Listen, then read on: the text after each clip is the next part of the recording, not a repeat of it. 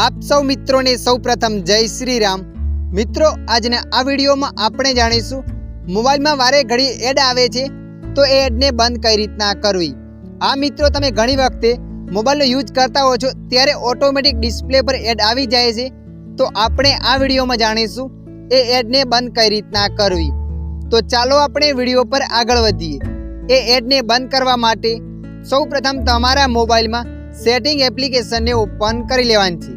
તમે જે સેટિંગ એપ્લિકેશનને ઓપન કરશો એટલે મિત્રો આગળ આવું પેજ આવશે। આવું પેજ આવ્યા બાદ તમારે થોડા નીચે સ્ક્રોલ કરીને જવાનું છે। નીચે સ્ક્રોલ કરીને જશો ત્યાં લખાઈને હશે એપ।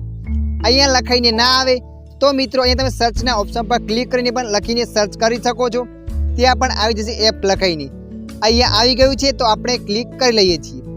એપ પર ક્લિક કર્યા પછી આગળ આવું પેજ આવશે। તો મિત્રો અહીંયા તમારે સી ઓલ એપ પર ક્લિક કરી દેવાની છે।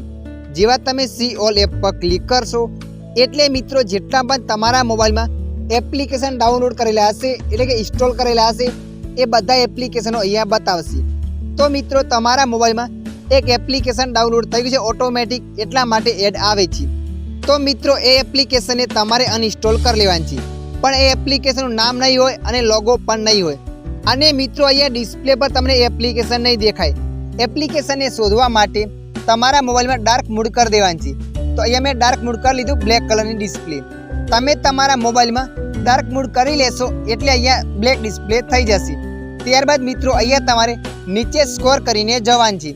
નીચે સ્ક્રોલ કરીને જશો ત્યાં એક એપ્લિકેશન હશે જેનો લોગો નહીં હોય અને અહીંયા ફક્ત એમબી બતાવતું હશે। અહીંયા એપ્લિકેશન મારા મોબાઈલમાં અત્યારે નથી કેમ કે મેં અનઇન્સ્ટોલ કરી નાખ્યું હતું।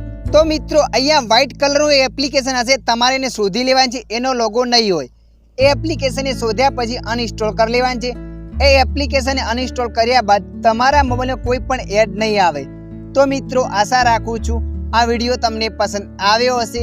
આ વિડીયોમાં થોડુંક પણ કંઈક જાણવા મળ્યું હોય તો વિડીયોને લાઈક કરી દેજો। અન્ય આવા માહિતીવાળા વિડીયો જોવા માટે અમારી ચેનલને સબસ્ક્રાઈબ કરી લેજો।